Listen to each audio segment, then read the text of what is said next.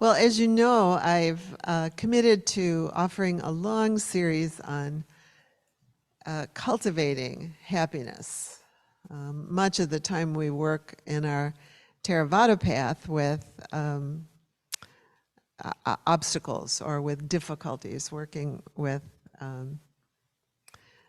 removing hindrances, or but we can also spend some time really exploring cultivating happiness.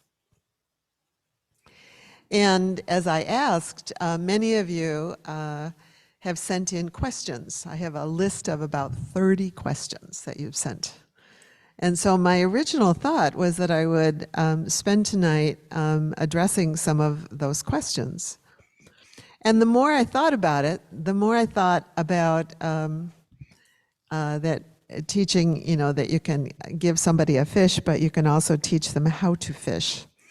So I thought maybe instead of trying to answer, a number of the 30 questions, I would talk to you a little bit about one of them, but in the process, talk about really how I go about trying to answer a question. Or for that matter, trying to offer a talk. And it's really very similar. And so to kind of offer you a practice of inquiring into happiness with this, whatever the this is in your day or your week or your life, how does happiness work? How does freedom from suffering, happiness, just the other side of freedom from suffering, how does it work with this? Many of your questions really had to do with your contemplations around that.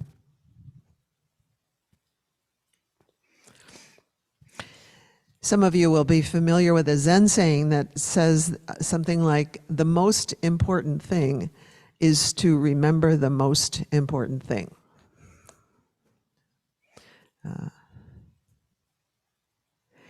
And the most important thing in our practice, which is the reason you're here tonight, you all really made, tremendous effort, even you guys on Zoom, oops, I should wave this way, really made a tremendous effort to be here tonight because you are remembering the most important thing, which is, I have this practice that is aimed at happiness.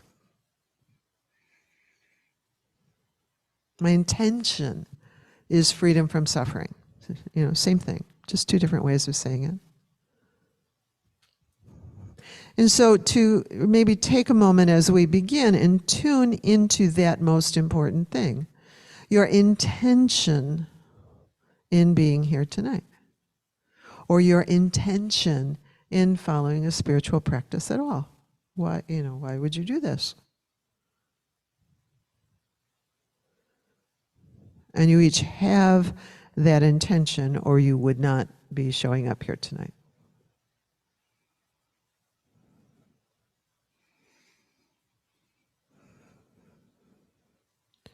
So taking a moment and tuning into why are you doing this?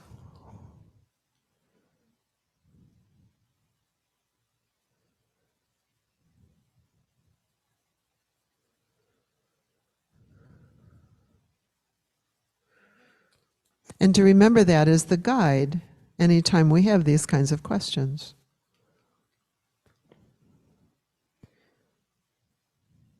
How does this work?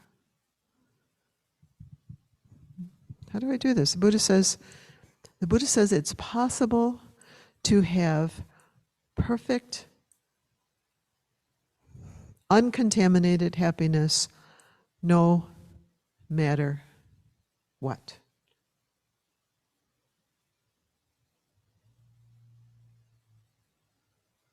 How does this work? We've had some wonderful teachings in the last couple of weeks on the non-dual path, that sort of what they're calling the direct path. Indeed, yeah. There's another whole talk. I actually segued as I was getting this ready. It's like, oh, I should do a talk on what's the relationship between that and what we're not going to do that tonight. I would get too carried away. But they're just kind of flip sides, really. And depending on all kinds of things, circumstance, opportunity, personality, what works, we might find one way of working more effective than another in terms of finding our way to that happiness that is our birthright and, as we've heard in the last couple weeks, our very nature true.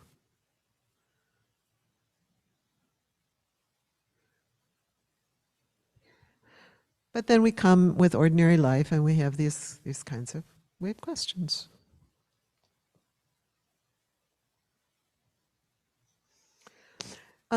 When we do anything in our spiritual practice, it's not about getting it right. And that is actually another part of the reason why I decided to respond to the questions this way, because sometimes when we have a question, there's sort of implicit in the question that, okay, there's a right answer to this, you know? And furthermore, there's not only a right answer, but there's a right answer that works for everybody. And that isn't actually what the teachings are exactly. It's kind of a paradox. But Kabir, I brought Kabir a piece of Kabir's poem. He says, the guest is inside you. The guest, and that's what we've heard in the last couple of weeks in the non-dual teachings. The guest is inside you and also inside me. You know, he says, the sprout is hidden in the seed. We are all struggling. None of us has gone far. Let your arrogance go and look around inside. So what I wanted to do was to kind of offer a way when we have these questions to look around inside. You know, how do we water those little sprouts hidden inside our seeds as we look around inside? Here's the Buddha on this. He says, he's talking to the monks, he says, bhikkhus, dwell with yourselves as an island, with yourselves as a refuge, with no other refuge. Don't listen to Sharon. It's really what he said, you know?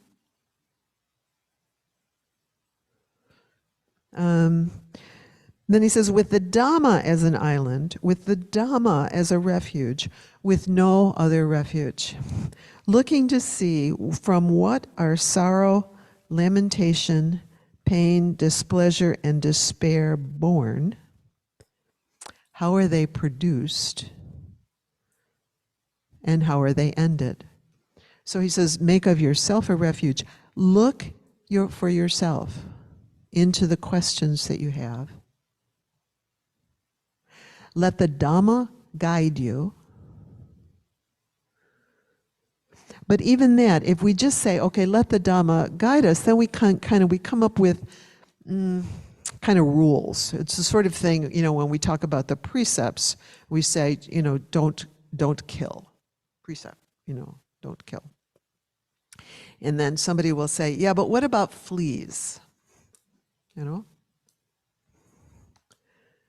And so, like even when the Buddha was talking to Prince Abhaya about speech, he said, somebody asked him, you know, but what about, you know, harsh speech or angry speech? Is that ever appropriate? And the Buddha says there is no one-sided answer to that. So there's a guide. So he says he's just finished saying, you know, that only speech that is true, correct, beneficial, not harsh. And then he goes on to say there is no one-sided answer when you come into practice with it. You know, so no, the Buddha is not asking us to let the rats overrun our kitchen. You know? But he's talking really about the intention. The most important thing is to remember the most important thing. The intention and the mind with which we do things. So there might be a difference between, killing a tick, let's say, and wishing it a happier next life, where it's not really spending its entire life's energy hurting people, and letting the ticks, give us all Lyme disease. The most important thing is remembering the most important thing. So when we have these questions, it's really about letting ourselves contemplate, inviting ourselves to contemplate, and letting the Dhamma be a guide, and letting go of some kind of absolutist sort of thinking. Yeah. But this is right and that's wrong. That's what actually causes wars, even among Buddhists. Who say this is right and that's wrong. So we could get into a war. My question to Susan last week, and we didn't really have time to explore it, but I said, Susan, could you talk about, the kind of the wars about, non-dual is the right way, but Theravada is the right way, but no, Mahayana is the right way. No, we can get into wars even among Buddhists by kind of narrowing the focus and forgetting what the intention is. So what works is what works. Where is freedom from suffering? From what are despair, lamentation, all of those things that I just said, from what are they born and how are they released? So with respect to whatever it was you thought about earlier, how do I be happy with this? So you start with that kind of curiosity, those questions. Good practice. When you say, but what about, what about fleas?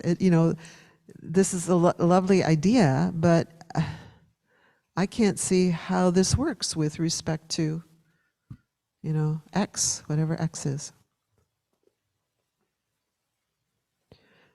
Perfect place to start with that kind of curiosity. The Buddha says, with yourself as a light, with yourself as a refuge, with the Dhamma as a refuge. Let it guide you. So, and we could misunderstand that teaching about, be an island unto yourself as how to strengthen my personal ego and my personal views about what's right or what's wrong. And indeed, we see that happening all the time. We certainly see it happening all the time in spiritual practices, don't we? We wonder, how do you justify, how do the Burmese justify genocide? And the monks, in some cases, leading the genocide in Myanmar. I mean, we could point to, Christians arguing with each other, but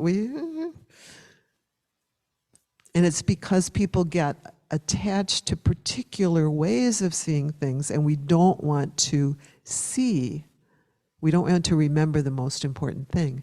Freedom from suffering for ourselves and others is the intention and the goal of our practice. It's why you are here.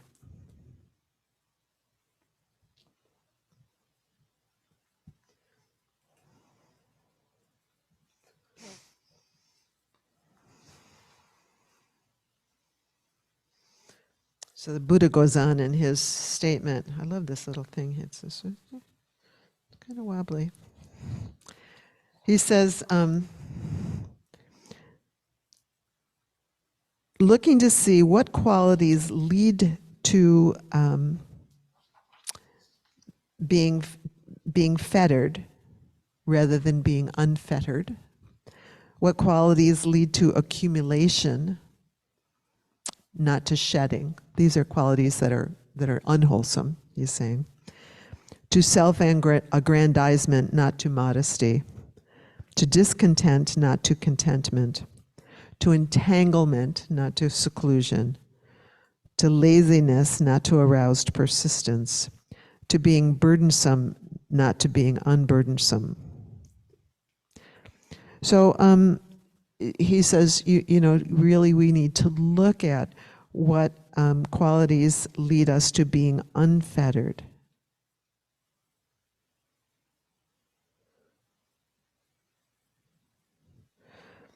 To shedding. Not to accumulating. To modesty, not to self-aggrandizement.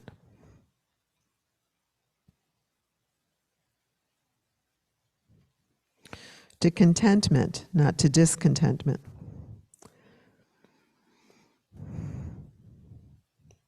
To seclusion, not to entanglement.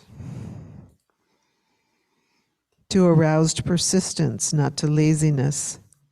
To being unburdensome, not to being burdensome. You may categorically hold these qualities are Dhamma. This is the teacher's instruction. So you can see how even, using some of those words, we take something like, fleas. Now we have to really inquire. So it's not just a rule, but we have to really inquire. In this circumstance, what works for these qualities? Cultivating a direct relationship and evaluating whatever arises moment by moment.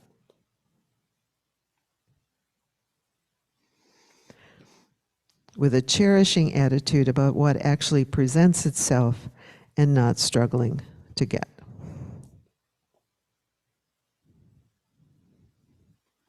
So remember also that we're talking in this series about 5 kinds of happiness. There's no one kind of happiness that solves every problem.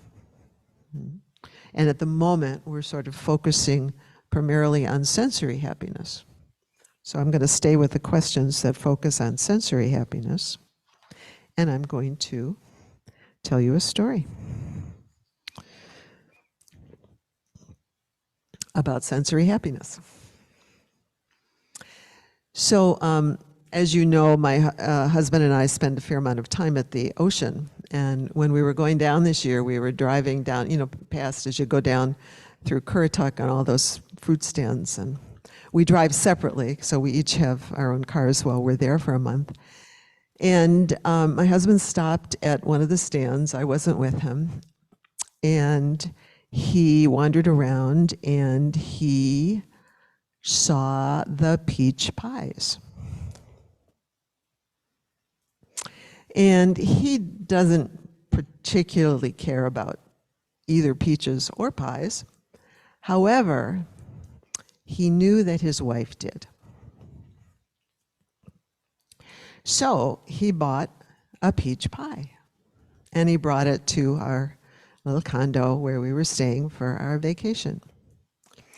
Well, I have to tell you, that peach pie was the best peach pie in the entire universe.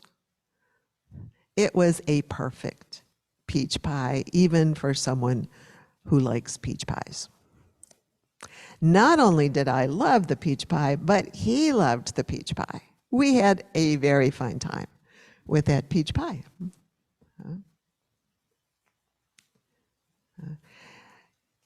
Really receiving it, really taking it in. So here's my question.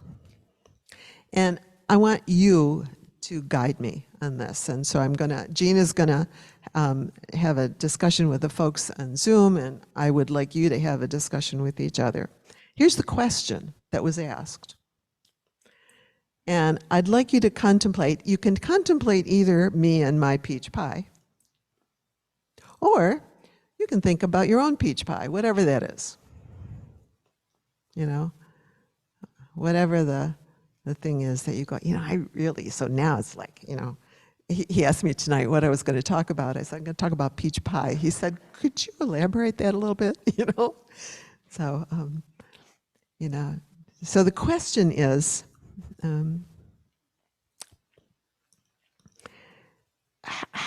how do I cultivate this kind of happiness with the peach pie in a way that is wholesome? And in a way that isn't selfish.